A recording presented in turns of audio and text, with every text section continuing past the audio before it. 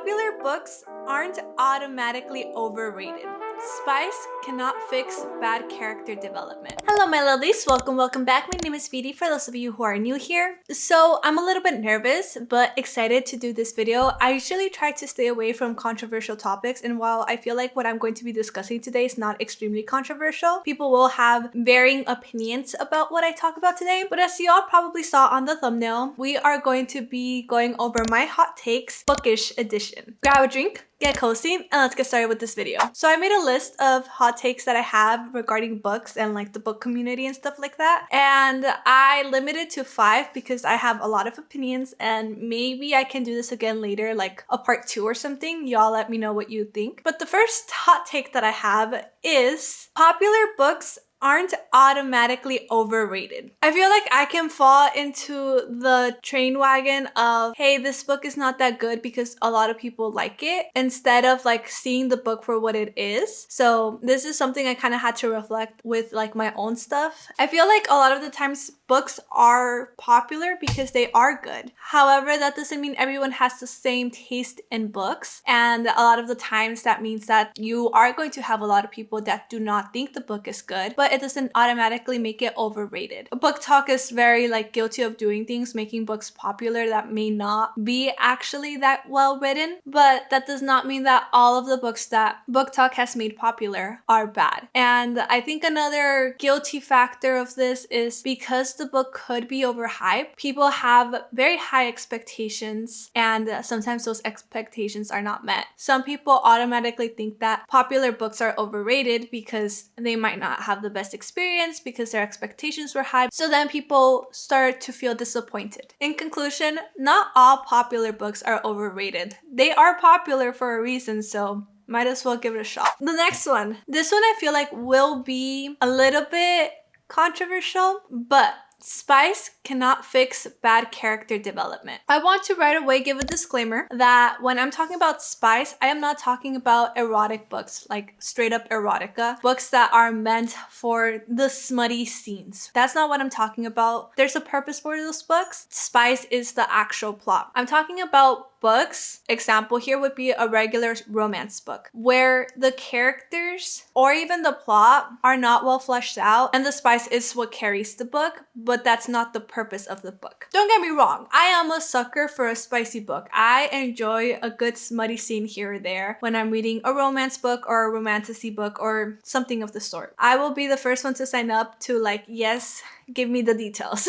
But spice alone cannot carry a story for those specific stories that I just discussed. I feel like as someone who really got back into reading just through romance books, a lot of the times when I would read romance books, I would skip over the spice because I did not feel that chemistry, or it felt awkward for the kind of book it was. It just didn't flow. Spice just cannot carry the story. You need to have good characters. You need to have a fleshed out plot. You can't substitute chemistry and tension with spice, because then that yearning, that moment when they finally get together, is not going to be as satisfying. I feel like in a lot of books where they get together really fast, the characters don't have a chance to connect emotionally or to really sell us on their relationship. It just feels insta-lusty. The spice should be used as a way to enhance the relationship rather than be the relationship. But that's my opinion. I feel like there's a lot of different opinions revolving about spice, whether it should or shouldn't be in a book. I'm not saying it shouldn't. Like I said,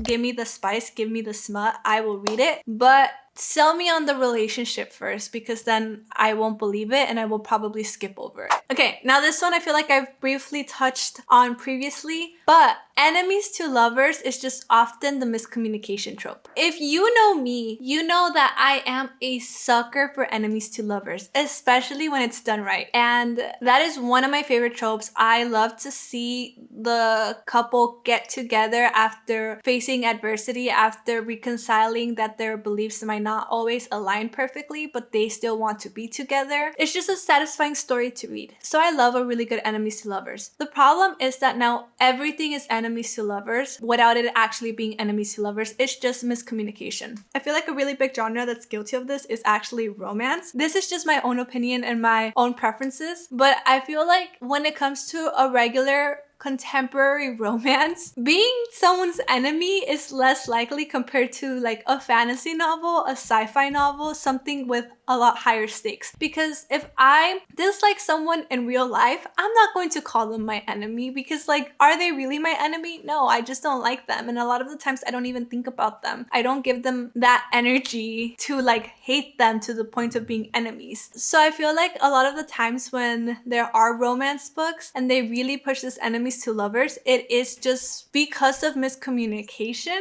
rather than like true enemies. You could dislike someone, that is fine. Like, you could even hate someone at the beginning, that is fine, right? But I don't feel like it's that high stakes enemies to lovers that we think about when we're thinking about a little bit more elaborate stories that you get like in fantasy novels or in sci-fi novels. And I think what's frustrating about it, fantasy also does this, by the way. Sci-fi, I have not read enough sci-fi romance specifically to see if they do this as well, but I'm pretty sure they do. I feel like a lot of the times the enemies is really just miscommunication, and they are refusing to communicate because of their pride and ego, and that is like so frustrating to read, which is why I don't like the miscommunication trope. And the sad part is this whole enemies plot could easily be resolved with just a conversation that they refuse to have. Ugh, it really irks me. And like I said, even though romance is one of the genres that I'm really thinking about when it comes to this enemies to lovers plot, with fantasy, I think it's very frustrating because it's easier to have higher stakes. It's easier to show that these people are from completely opposing views and beliefs. And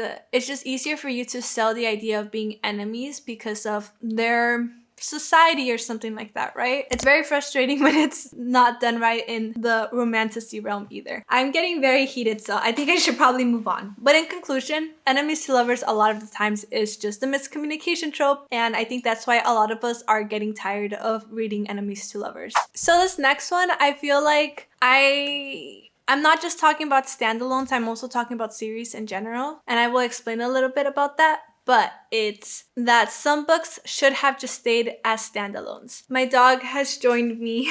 There are a lot of books that come into... Hi.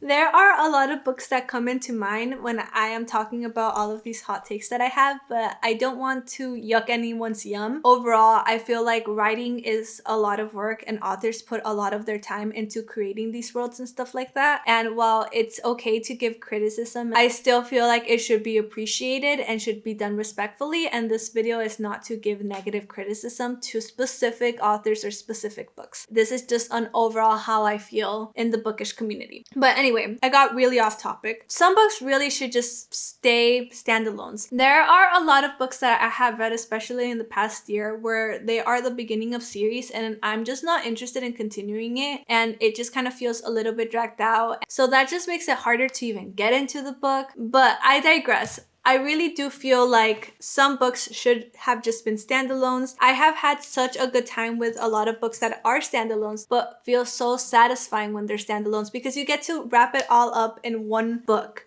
And that's nice. That's nice. Because if you're trying to drag out the story, then a lot of the times that second book just doesn't hit well. It doesn't stick the landing because it feels very dragged out, because the third book is probably where you end the story. So I feel like this happens a lot with trilogies. The second book always doesn't do that great because it's just almost like a buffer book to get to the big finale, which would be the third book. And then I have the same opinion when it comes from trilogies that become series, like really long series. And a lot of the times you could see when the author was going to finish the series at the third book, but then they expanded and added a few more books. And there are a lot of series I've read that come into mind that have done that. And a lot of the times I'm just like, this should have just been a trilogy and you could have done a spin-off. I think that works a lot better because then you can get invested in new characters. So last hot take of this video, and this one revolves mostly around marketing. This one just has really been poking at me lately and it's kind of annoying, but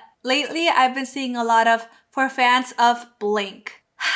I understand why do that, because then you want to appease to a certain audience. That audience that you're writing for already exists and you want to target that audience. So I get it. I understand when you read for fans of Fourth Wing, you're more likely going to pick it up because it sounds like it's going to be familiar to like that book. The problem here is that you're already going into expectations of it being similar to a book you've already read. So then it is prone to comparison, and a lot of the times it can leave you dissatisfied. And that's so unfair to the author, to the book, because it sets unrealistic expectations from the beginning, especially if it's a very like fan favorite book that has so much buzz around it and your book doesn't hit as strong. It can be so sad to pick up this book you're excited for because you were told that it's very similar to Fourth Wing and it's nothing like Fourth Wing, or it doesn't have that same vibe that you were going for, or anything like that of the story. I really have been disliking that. I feel like it's better for a book to make its own mark rather than having it set up for essentially what I think is failure by having it compared to other books, especially if it's a debut novel from an author that is just trying to get their name out there, because then it's harder to get people interested in you if you've already flopped with a book. It's